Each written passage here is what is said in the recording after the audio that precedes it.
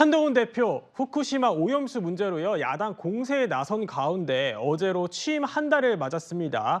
기자들을 향해서 그간 많이 참았다 이런 말을 했는데요. 먼저 들어보시죠.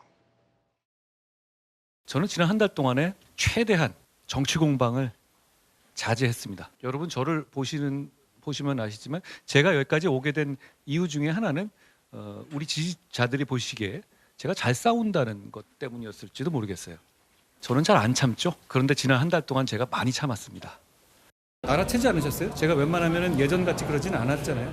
민생 중심 그리고 격차를 해소하는 이 정치 목표를 중심으로 해서 좋은 정치 해보겠습니다. 네, 한동훈 대표 말은요. 잘 싸우던 내가 한 달 동안 많이 참았다 이런 건데 김수민 평론가님, 뭘 참았다는 의미입니까?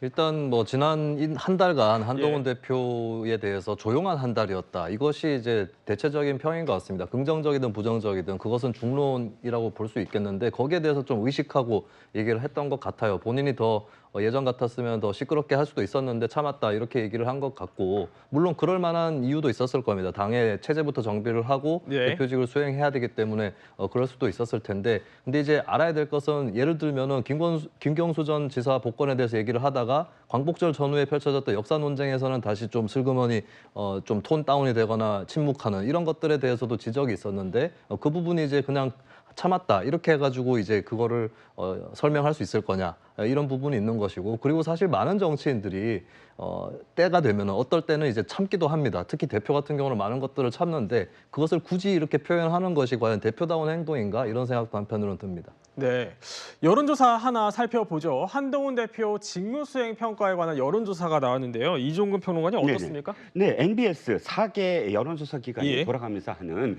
국민 지표입니다. 여기에서 긍정이 40%, 부정이 41%, 오차 범위 내로 팽팽한데 결국은 한동훈 비대위원장이나 혹은 한동훈 대표 초기 시절보다는 조금 낮아졌어요. 전체적인 당 지지도도 좀 낮아지고 이것은 한동훈 대표도 아마 이런 어떤 분위기를 지금 반영을 해서 내가 한 달 동안 참았다라고 이야기하는 것 같아요. 그런데 실제로 이제 앞으로 어떻게 될지는 아마도 회담이 가장 큰 어떤 계기가 될 것 같습니다. 그렇군요. 당 내부 분위기도 좀 궁금합니다. 홍석준 전 의원님, 당내 반응은 어떤가요? 한동훈 대표 이제 취임 한 달을 맞았는데 어떻습니까? 예, 한동훈 대표가 치열한 당내 경선 끝에 이제 대표로 취임한 지 이제 한 달이 지났습니다. 지금 당내에서는 사실은 좀 기대와 조금 우려가 좀 있었죠.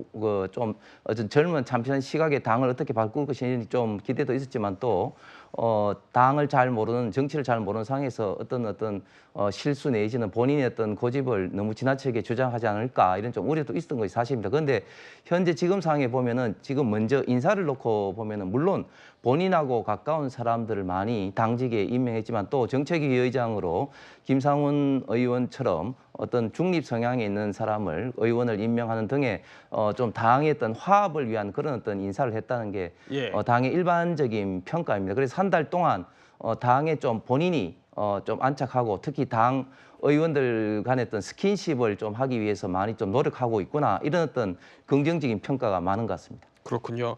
한 대표 야당을 향해서 최근 목소리를 높이고 있는 게요. 금투세 폐지입니다.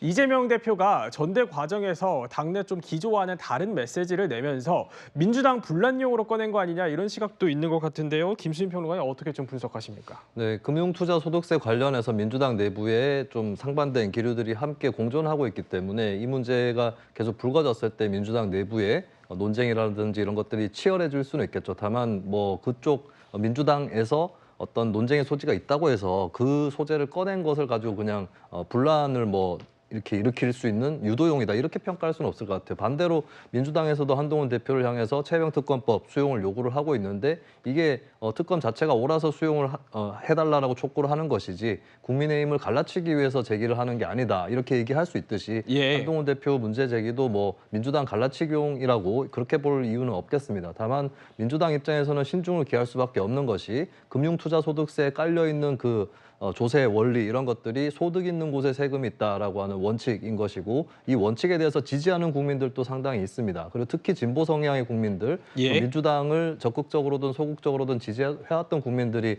여기에 또 금투세라든지 이런 것들 유지를 조금 더 추구하는 경향이 있는데 만약에 민주당이 그냥 금투세에 대해서 국민의힘하고 합의를 해버리면 이 시민들은 소외돼 버리는 거거든요. 그렇기 때문에 민주당 입장에서도 굉장히 신중을 기해서 당내 토론을 해야 된다. 왜냐하면 민주당의 의석 구조라든지 또 국민의힘은 어차피 금투세 폐지라는 고정적 입장이 있기 때문에 민주당이 여기에 합세를 해버리면 이것은 그냥 결과가 돼버리는 거거든요. 그렇기 때문에 신중하고 치열한 토론이 민주당 입장에서도 필요할 것 같습니다.